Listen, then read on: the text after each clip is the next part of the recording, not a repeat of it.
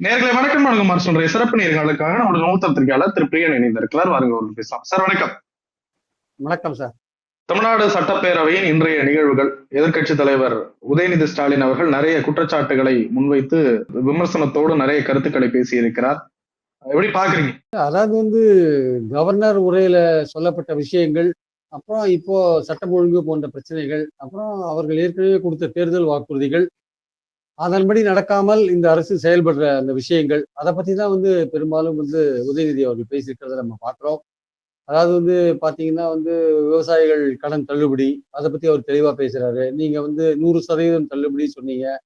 அப்புறம் சிறு விவசாயிகள், நடுத்தர குறு விவசாயிகள்னு பிரிச்சு தரம் பிரிச்சு அதுல அமௌண்ட் தான் 50,000 75,000 நீங்க கடன் தள்ளுபடி பண்றீங்களே தவிர அவர்கள் வாங்கின கடனை 100% தள்ளுபடி பண்ற மாதிரியான உத்தரவுகள் நீங்க போடல. அதனால நீங்க சொன்னது ஒண்ணு, செஞ்சது ஒண்ணு. அதே மாதிரி கவர்னர் உரையும் போது நீங்க 2 தடவை தேசிய கீதம் பாடினீங்க. மரபுப்படி ஆரம்பத்துல தமிழ் தாவாட்டும் முடியும் போது இதுவும் தான் பாடணும், தேசிய கீதம் பாடணும். நீங்க கவர்னரை ப்ளீஸ் பண்றதுக்காக 2 தடவை தேசிய கீதம் பாடினீங்க போன்ற விஷயங்கள். அது அது அந்த மாதிரியான சட்டம் ஒழுங்கு பிரச்சனைகள். அதே அதே மாதிரி பார்த்தீங்கன்னா எப்படி நீங்க சொன்னீங்க, திமுக ஆட்சியில ஏதோ பெண்களுக்கு பாதுகாப்பு இல்லைன்னு சொன்னீங்க. இன்னைக்கு என்ன நிலைமை? இன்னைக்கு ஆக்சுவலா கோயம்புத்தூர்ல ஒரு பொண்ணு 10 வயசு பெண்ணை கற்பழிச்சு அவங்க கிட்டத்தட்ட மரண முறையும் போயிருக்கிறத நம்ம பார்க்குறோம் நம்ம. அந்த மாதிரி சூழல்ல இங்க கும்மிடிப்பூண்டியில 3 வயசு பெண் குழந்தைய கற்பழிச்சு அதை அது இறந்து போயிருக்கு அந்த குழந்தை. அந்த 2 கேஸ்லயுமே நீங்க தாய்க்கு தெரியாமையே போலீஸ் அந்த இது இறந்த உடலை புதைக்கிற ஒரு விஷயத்த செஞ்சிருக்காங்க. இது என்ன மாதிரியான நடவடிக்கை? அது தவிர பாத்தீங்கன்னா நீங்க சமீபத்துல சென்னையில ஒரே நாள்ல ஜூன் 17ஆம் தேதி அன்னைக்கு ஒரே நாள்ல கிட்டத்தட்ட 24 சம்பவங்களுக்கு மேல நடந்திருக்கு அப்படின்ற மாதிரியான விஷயங்கள் எல்லாம் அவரு பட்டியல் போட்டதை நம்ம பார்த்தோம் நம்ம. அதாவது இந்த இந்த கவர்மெண்ட்டை பொறுத்த மட்டும் அவங்க சொன்னபடி அவங்க செய்யல அப்படின்ற ஒரு விஷயத்த தொடர்ந்து சொல்லிட்டு இருக்கிறத நம்ம பாக்குறோம்.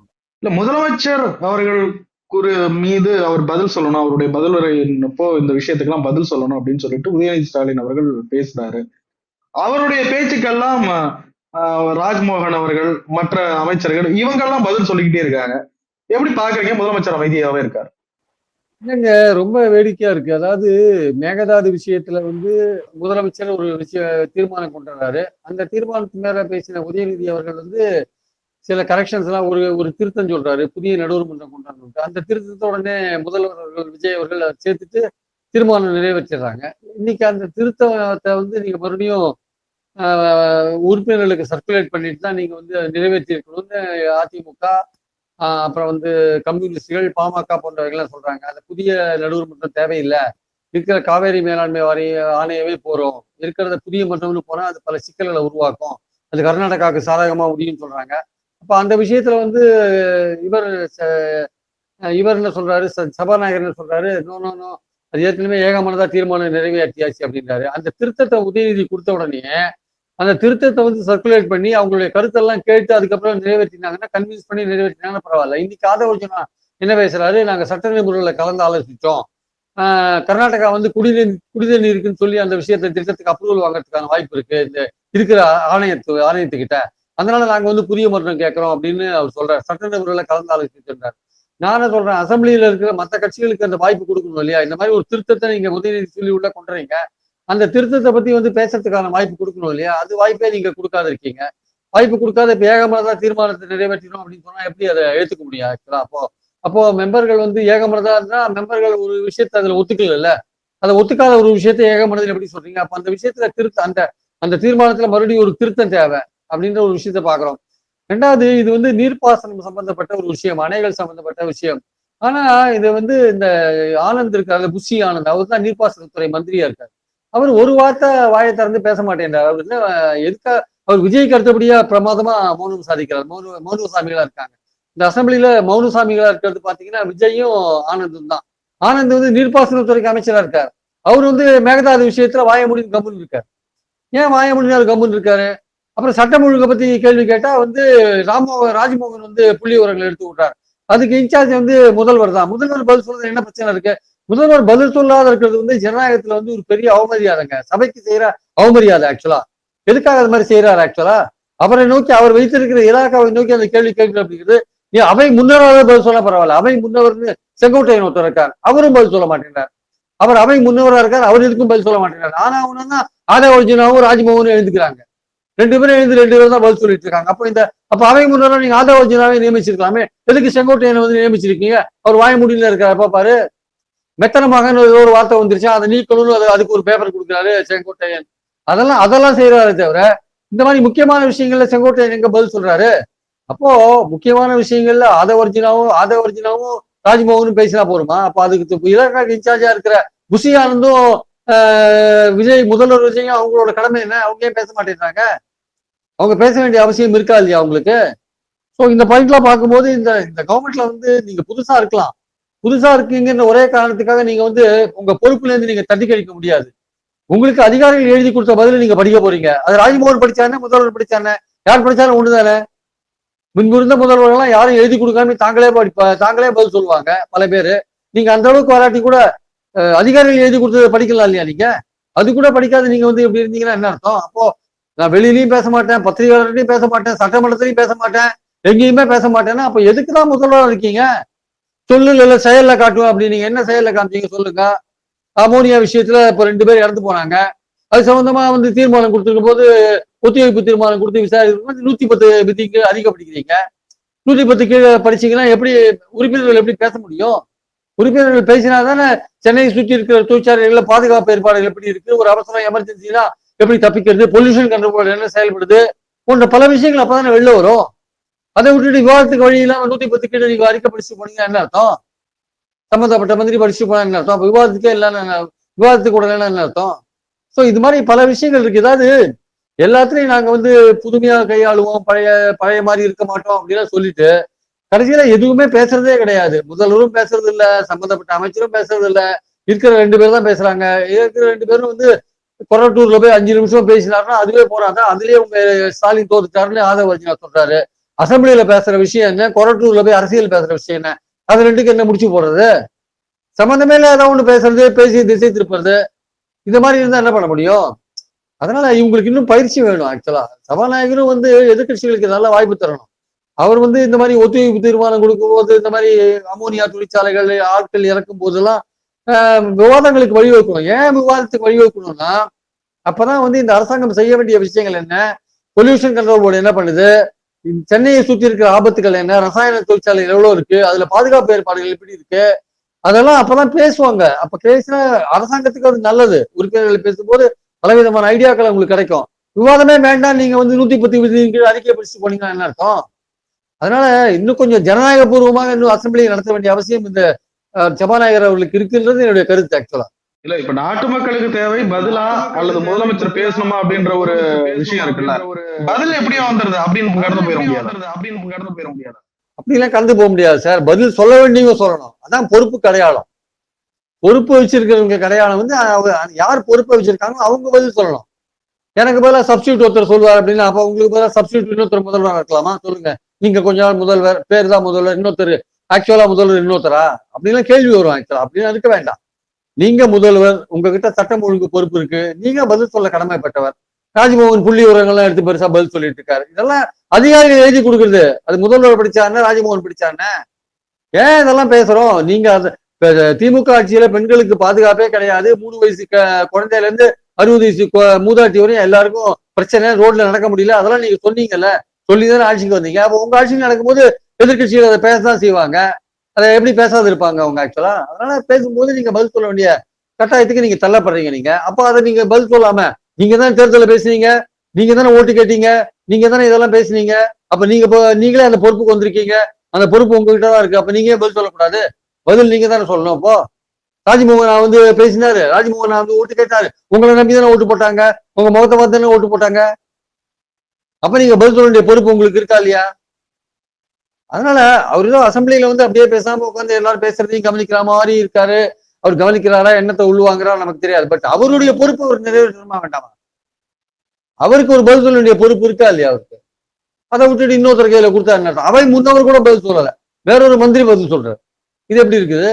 இன்னொரு விஷயம், இந்த பவர் கட் விவகாரத்துல ஃபியூஸ் கேரியர் யார் யார் புடுங்கினாங்கன்னு எங்களுக்கு தெரியும், எப்படி நடந்ததுன்னு எங்களுக்கு தெரியும்ன்றதெல்லாம் சொல்றாங்க. அதை எப்படி பாக்குறீங்க சார்? அதாவது தமிழ்நாட்டுடைய மின்சார தேவை, மின்சார உற்பத்தி ரெண்டுக்கும் நடுவில் ஒரு கேப் இருக்கு சார். உச்சபட்ச தேவை இருக்கும்போது நம்ம அந்த அளவுக்கு மின்சார உற்பத்தி பண்ணல. நம்ம நம்ம சொந்த தமிழ்நாட்டோட நிறுவனங்கள் தயாரிக்கிற மின் உற்பத்தி ரொம்ப 4000 மெகாவாட்டோ தான். அதுக்கப்புறம் மத்திய அரசு நிறுவனங்கள்ல இருந்து வாங்குறது, தனியார்கிட்ட வாங்குறது, அப்புறம் காற்றாலைகள் மூலமா வாங்குறது, இந்த மாதிரி பல விஷயங்கள் இருக்கு. அதை வாங்கி என்னதான் பண்ணாலுமே உச்சக்கட்ட தேவையை வந்து நீங்க நிறைவு செய்ய முடியாது. அதுவும் மின்வெட்டுன்னு ஒண்ணு இருக்கு. அதை சொன்னா இந்த கவர்மெண்ட்டுக்கு வந்து வெக்கக்கேடுன்னு என்ன பண்றாங்க, அதை சொல்றது இல்ல. மின் தடை அப்படின்றாங்க. கேட்டா ஃபியூஸ் கேரியரை பிடிக்கிட்டு போயிட்டான்றாங்க. ஃபியூஸ் கேரியரை பிடிக்கிட்டு போறதெல்லாம் வந்து இதெல்லாம் வந்து அதாவது ஆட தெரியலன்னா மேடை சரியில்லைன்னு சொன்னாங்களாம். அந்த கதையா இருக்கு ஆக்சுவலா. ஃபியூஸ் கேரியரை பிடிக்கும் போனா அது இது ஒரு கவர்மெண்ட் சொல்ற பதிலா அது ஆக்சுவலா வந்து அப்படி சொல்லக்கூடாது ஆக்சுவலா. அதுக்கு அது வந்து கம்யூனிஸ்டுகளே வந்து அதை விரும்ப மாட்டாங்க. அவங்களே வந்து கண்டிக்கிறாங்க இந்த மாதிரிலாம் சொல்றத. அதாவது அப்புறம் திமுக காரங்க மேல பழிய போறது. நான் சொல்ல திமுக காரங்க மேல பழியே போடுங்க. அப்ப 4 பேரை பிடிங்க, திமுக காரங்களை பிடிங்க, பிடிச்சி சொல்லுங்க மக்கள்கிட்ட. போற போக்குல நீங்க பழி போட்டு போனீங்கன்னு அர்த்தம். பனையூர்ல உங்க கட்சி விழா நடந்துட்டு இருக்கும் போதே பவர் கட் நடக்குதாங்க. அப்ப என்ன அர்த்தம்? அப்போ பவர் கட் இருக்குன்றத ஒத்துக்கோங்க. ஒத்துட்டு நீங்க அடுத்த கட்ட நடவடிக்கை எடுக்கிறத பாக்குறத விட்டுட்டு நீங்க ஃபியூஸ் கேரியரை பிடிங்கிட்டு போயிட்டாங்க, திமுக காரங்க சதி பண்றாங்கன்னா என்ன அர்த்தம்? பவர் வந்து ஷார்டேஜில் இருக்கு. போன வாட்டி அந்த உச்சபட்ச தேவையோட இந்த வாட்டி உச்சபட்ச தேவை அதிகமா இருக்கு. வெயில் காலம் நீண்டுகிட்டே இருக்கு. அது வந்து போன வாட்டி ஏதோ திமுக கவர்மெண்ட் 3-4 வருஷமா சமாளிச்சாங்க. அதுலயும் இல்லாம இல்ல, அப்பவும் பவர் கட்லாம் இருந்தது.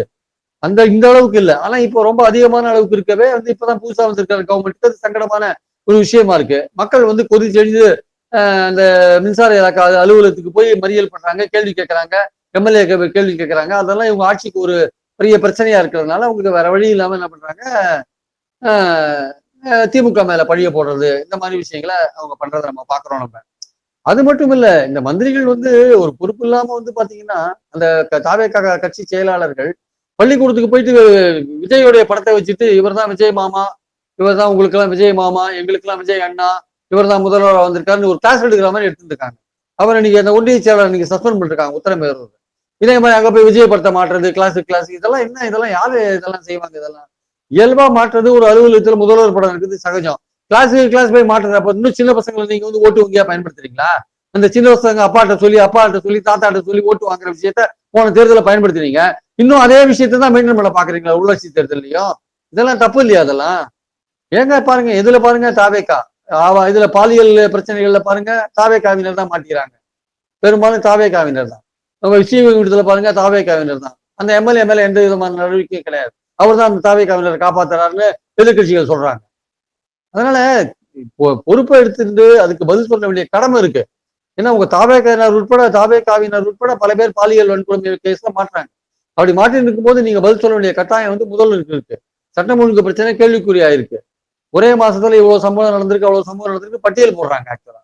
அப்ப அதை விட்டுட்டு நீங்க வந்து இந்த மாதிரி வந்து மின்சார தட்டுப்பாடுனா ஃபியூஸ் கேரியர், திமுக சதின்னு சொல்லிட்டு போனீங்கன்னா அது ஏதாவது நியாயமா சொல்லுங்க, நியாயமான காரணங்கள் சொல்லுங்க. ஆமாங்க ஒரு மின்சார பிரச்சனை இருக்குங்க, தடை இருக்கு, அது சொல்லிட்டு ஒத்துட்டு போனீங்கன்னா இப்பதான் ஆட்சிக்கு வந்திருக்கீங்க, சரி பண்றதுக்கு கொஞ்ச நேரம் ஆகலாம் அப்படின்னு சொல்லலாம். அப்ப நீங்க கடந்த காலத்துல வந்து ஆட்சி மேல கடந்த கால ஆட்சி மேல நீங்க பழி போடுறது ஒரு பக்கம் இருக்கு. எல்லாத்துக்கும் திமுக ஆட்சியை நீங்க பழி போடுங்க, அது வேற விஷயம், அது அரசியல் ரீதியான விஷயம். ஆனால் மக்களை வந்து நீங்க உண்மையை தெளிவுபடுத்தணும்ல. டிரான்ஸ்பரன்சியே இல்லாத ஒரு கவர்மெண்ட், முதலமைச்சர் எதுக்குமே பேச மாட்டேன்றார், அவர் செயல்ல தான் இருப்பாரு அப்படின்னா என்ன? செயல்ல இருந்தாருன்னா அப்ப செயல்ல இருக்கு சொல்லுங்க. அப்போ ஒரு மாசம் ஏன் இவ்வளவு குற்றங்கள் நடந்தது? இப்போ அவர் செயல்ல ஈடுபட்டாருன்னா போலீஸை வந்து படு பயங்கரமா வேலை வாங்கிருக்கமே, ஏன் வேலை வாங்கல? என்ன நடந்தது சொல்லுங்க இப்போ. அதனால ஒரு முதலமைச்சர்னா அவர் பேசணும் சார், அசம்பிளியில பேசணும். வெளியிலயும் பேச மாட்டேன், இல்ல பொதுக்கூட்டத்துல எழுதி கொடுத்தது மட்டும் படிப்பேன் அப்படின்னா அப்ப பேசுறதும் வந்து ஒரு முதல்வருக்கு ஏற்றபடி பேசுறீங்களா? அல்லு சில்லு எல்லாம் பேசுறீங்க. அல்லு சில்லு எல்லாம் ஒரு முதல்வர் பேசக்கூடிய பேச அதெல்லாம் நம்ம நம்ம என்ன சொல்றோம்னா, நிர்வாகத்துக்கு வந்துட்டீங்க, நீங்க புதுசா இருக்கலாம், அதிகாரிகள் எழுதி கொடுத்ததா படிக்க போறீங்க. அது நீங்க படிங்க, நீங்க தானே பொறுப்புல இருக்கீங்க, அந்த இலாக்காக்கு நீங்க தானே பொறுப்பு. அதை விட்டுட்டு ராஜ்மோகனை படிக்க சொல்றீங்க? அதெல்லாம் சரியில்லைங்க. அது எதிர்கட்சிகளை மதிக்காத ஒரு தன்மையா தான் நான் பாக்குறேன். எதிர்கட்சி தலைவர் உதயநிதி ஸ்டாலின் அவர்களுடைய செயல்பாடு எப்படி சார்? அவரோட செயல்பாடு இப்பதானே ஆரம்பிச்சிருக்குங்க. அவர் வந்து இப்ப நிறைய குறைகள் சொல்றதுக்கு நிறைய விஷயம் இருக்கு. இந்த விவசாயிகள் விஷயம், சட்டம் ஒழுங்கு விஷயம், இந்த பெண்கள் பாலியல் பலாத்காரம், அப்புறம் தாவை காரணத்துக்காரங்க நடந்து கொள்ற விஷயங்கள்னு பல விஷயங்கள். அப்புறம் அந்த கவர்னரோட தாஜா பண்ணின்னு போறது, 2 தேசிய கீதம் பாடுறது, அவருக்கு நிறைய விஷயங்கள் சொல்றதுக்கு இருக்கு. அது நமக்கு ஒன்றும் பெரிய பிரச்சனை கிடையாது. ஆனா பிரச்சனை என்னன்னா வந்து உண்மையான அவரோட இந்த இந்த இந்த இந்த அரசாங்கத்தோட செயல்பாடுகள், இந்த வாக்குறுதிகள் நிறைவேற்றுறது போன்ற விஷயங்களுக்கெல்லாம் இன்னும் கொஞ்சம் அவருக்கு டைம் கொடுக்கணும். விஜய்க்கு இன்னும் கொஞ்சம் டைம் கொடுக்கணும். அது இன்னொரு இந்த வரப்போற பட்ஜெட் தான் அவருக்கு முக்கியமான விஷயம். பட்ஜெட்ல அவர் என்ன மாதிரியான விஷயங்கள்லாம் சொல்றாரு? கவர்னர் உரை வந்து எதிர்பார்த்த மாதிரி இல்ல. அதுல வந்து எதுக்கும் தீர்வெல்லாம் சொல்ற மாதிரி இல்ல. என்ன ஐடியால போறோம்னு சொல்ற மாதிரி எல்லாம் இல்ல அவர் ஆக்சுவலா வந்து. அது வந்து திருப்பி பாத்தீங்கன்னா அந்த நிதி போன்ற விஷயங்கள் வெள்ளை அறிக்கையில என்ன குறிப்பிட்டாங்களோ அதே மறுபடியும் குறிப்பிடுறது, இந்த மாதிரி விஷயங்கள் தான் அதுல போனதை பார்த்தோமே தவிர, அதுல வந்து பெரிய அளவுக்கு வந்து ஒரு விஷயங்கள்லாம் சொல்லி என்ன செய்ய போறோம் அப்படின்ற மாதிரியான ஒரு வழிகாட்டுதல் எல்லாம் இல்லை. என்ன இருந்தாலும் பிரச்சனை இருந்தா கூட, என்ன ஃபண்ட்ஸ் தட்டுப்பாடு இருந்தா கூட நாங்க நிறைவேற்றுவோம்ன்ற மாதிரியான ஒரு விஷயங்களை சொல்றாங்க. ஆனாலுமே என்ன திட்டங்கள், ஒரு ஐடியா அதெல்லாம் வந்து இல்ல. என்ன செஞ்சோம்னு சொல்ல முடியாது. இப்பதான் ஆட்சிக்கு வந்திருக்காங்க. இனிமே தான் செய்ய போறாங்க. அதனால வரப்போற கவர்னர் இடத்துல ஒரு வருஷம் கழிச்சு வேணா என்ன செஞ்சோம்னு சொல்லலாம்.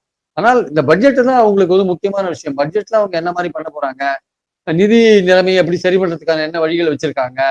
இப்ப என்ன சொல்றாங்க எல்லாருமே வந்து லஞ்சம்லாம் ஒழிஞ்சு போச்சு அப்படின்றாங்க. என்ன எங்க ஒழிஞ்சது, எப்படி ஒழிஞ்சதுன்னு அதுக்கு பதில் சொல்ல மாட்டேங்கிறாங்க. ஆன்லைன்ல வந்து சிஎம்டிஏல அப்ரூவல் கொடுக்குறாங்க. லஞ்சம் ஒழிஞ்சு போச்சு. பதிவு கட்டணம்லாம் பத்திரப்பதிவுலாம் ஆன்லைன்லயே பண்ணலாம். லஞ்சம் ஒழிஞ்சு போச்சு அப்படின்றாங்க. அப்புறம் நர்சரி ஸ்கூல்ல வந்து ரெனியூவலுக்குலாம் அது தனியார் பள்ளிகள்ல வந்து ரெனியூவலுக்குலாம் ஃபீஸ் வாங்காத இருக்காங்க. அதனால லஞ்சம் ஒழிஞ்சு போச்சுன்றாங்க. ஆனா இதுல எல்லாம் பல்வேறு விதமான கருத்து வேறுபாடுகள்லாம் இருக்கு. சிஎம்டிஏல வந்து இப்பதான் வந்து ஆன்லைன்ல சொல்லியிருக்காங்க. அது ஒரு 6 மாசமாவது ஆகணும். உண்மையிலேயே லஞ்சம் போச்சா இல்லையான்னு. பத்திரப்பதிவுல கூட அதெல்லாம் பொறுத்து இருந்தா பார்க்கணும். பாட்டிலுக்கு 10 ரூபா, பாட்டிலுக்கு 10 ரூபா 10 ரூபான்னு பாடினீங்க. அந்த அமைச்சர் விஸ்வநாதன் கூட பாட்டிலுக்கு 10 ரூபான்னு பாடுறாரு மேலூர்ல ஒரு டான்ஸ் ஆடின்னு ஒரு ஸ்கூல்ல. ஒரு அமைச்சர் வந்து டான்ஸ் ஆடின்னு பாடுற அளவுக்கு குத்துப்பாட்டு பாடுற அளவுக்கு அது இன்னைக்கு உதயநிதியே பேசுறாரு. ஒரு அமைச்சர் குத்துப்பாட்டு பாடுற அளவுக்கு போறாரு. தாவே கவிஞர் குத்துப்பாட்டு பாடுற அளவுக்கு ஸ்கூல்ல எல்லாம் இருக்காங்க அப்படின்ற விஷயத்தெல்லாம் அமைச்சர் உதயநிதி பேசுறாரு. எதுக்காக நீங்க வந்து குத்துப்பாட்டு பாடி ஆடி இருக்கீங்க? அவரு சிங்கப்பெண் விழால வந்து பாட்டு வந்து என்ன பாட்டு போடுறீங்க? சிங்கப்பெண் விழால சிங்கப்பெண் போட்டது வந்து நீங்க ஏதோ இந்த பெண்களை பத்தி அதிகமா பேசியதுனால சிங்கப்பெண் போட்டிருக்கீங்க. சிங்கப்பெண் எந்த விதத்துல பாதுகாப்பு கொடுக்குறாங்க சொல்லுங்க? சிங்கப்பெண் போட்டதுக்கு அப்புறம் எவ்வளவு குற்றங்கள் நடந்திருக்கு? அதெல்லாம் பாதுகாத்தாங்களா அவங்க? பார்க்கல. ஏன்னா முடியாது. நீங்க என்ன சொன்னீங்க? இதெல்லாம் வந்து தனி மனித ஒழுங்கு இருந்தாதான் நடக்கும்னு சொன்னீங்க. அது உங்களுக்கு தேர்தலுக்கு முன்னாடி தோணவே இல்லையா உங்களுக்கு? அப்ப மட்டும் திமுக கவர்மெண்ட் தான் நேரடியா எல்லா விஷயத்தையும் பண்ணாங்கன்னு சொன்னீங்க. இப்ப என்ன சொல்றீங்க? தனி மனித ஒழுங்கு வேணும், இதெல்லாம் ரொம்ப வருஷமா நடந்துட்டு இருக்குன்றீங்க. ஆனா திமுக அரசை குற்றம் சாட்டுறதுக்கு என்ன பயன்படுத்தினீங்க? இந்த விஷயத்தை தானே முக்கியமா பயன்படுத்தினீங்க. அப்ப இப்ப மட்டும் தனி மனித ஒழுங்கு, சிங்கப்பெண் பாதுகாக்காது, தனி மனித ஒழுங்கு வேணும்னா அப்ப தேர்தலுக்கு முன்னாடி பேசின பேச்செல்லாம் என்ன? அப்போ தேர்தலுக்கு முன்னாடி என்ன பேசினீங்க? அதே மாதிரி பாத்தீங்கன்னா விவசாயிகள் பிரச்சனை. இன்னைக்கு ஜூன் 12 வந்து காவேரி திறந்து விடல. உதயநிதி அதையும் நீங்க பேசியிருக்க. அப்ப காவிரியில இந்த மாசம் கொடுக்க வேண்டிய 9 டிஎம்சி தண்ணி வாங்குறதுக்கு என்ன நடவடிக்கை எடுத்தீங்க? அது உதயநிதி கேட்கிறாருங்க அதை நீங்க என்ன பதில் சொல்லுங்க. அதுக்கெல்லாம் நீங்க வந்து கவர்னர் இப்ப நாளைக்கு நீங்க பதில் சொல்லக்கூடிய வாய்ப்பு இருக்கு. அது வேற விஷயம். நாளைக்கு நீங்க தான் பதில் சொல்ல போறீங்களா, இல்ல வேற யாராவது படிக்க போறீங்களா நமக்கு தெரியாது. நீங்க தான் பேசியாகணும், நீங்க தான் படிச்சாகணும் எதா இருந்தாலுமே. அப்ப நாளைக்கு நீங்க இதெல்லாம் பதில் சொல்ல வேண்டிய அவசியம் இருக்கு. நம்ம பாயிண்ட் என்னன்னா, வேளாண் இதுல கொள்முதல் நிலையங்கள்ல 40 ரூபா வாங்குறாங்க நீங்க. இன்னைக்கு விவசாய அமைச்சர் என்ன சொல்றாரு? 40 ரூபாய் அடிப்படை தேவைகளுக்காக ஊழியர்கள் வாங்கினாங்கன்றாரு. அப்ப திமுக ஆட்சியில வாங்கினா அது ஊழல் மந்திரிக்கு போகுது. உங்க ஆட்சியில வாங்கினா ஊழியர்கள் அடிப்படை தேவைக்காக வாங்கினாங்க. 10 ரூபாய் வாங்கினாங்கன்னா திமுக ஆட்சியில செந்தில் பாலாஜி பாக்கெட்டுக்கு போச்சு. உங்க ஆட்சியில வாங்கினாங்கன்னா வந்து டாஸ்மாக் ஊழியர்கள் வந்து ஏத்து கூலி, இறக்கு கூலி, அது இது கடை வாடகை, மின்சி கட்டணம் அதுக்காக செலவழிக்கிறாங்கன்னு அப்படி சொல்றீங்க. டாஸ்மாக் ஊழியர்கள் என்ன சொல்றாங்க? எங்களுக்கு சம்பளம் 12,000 ரூபாய், 8,000 ரூபாய், அதை வச்சு நாங்க எப்படி குடும்பம் நடத்துறதுன்னு அவங்க கேட்கறாங்க. அவங்க பாட்டிலுக்கு 10 ரூபாய் வாங்குறது எப்போதுமே வாங்கிட்டு தான் இருக்காங்க. அது யாருக்கெல்லாம் போறதோ அதெல்லாம் போயிட்டு தான் இருக்கு. இன்னைக்கும் வாங்கிட்டு தான் இருக்காங்க. இன்னைக்கு வாங்குறது மட்டுமே ஏத்துக்கூலி, இறக்கக்கூலி. திமுக ஆட்சியில வாங்கினா அது லஞ்சம், செந்தில் பாலாஜி பாக்கெட்டுக்கு போகுது. இது என்ன நியாயம் இது? சார் நிறைய விஷயங்களை பகிர்ந்து கொண்டீங்க. ரொம்ப நன்றி. தேங்க்யூ.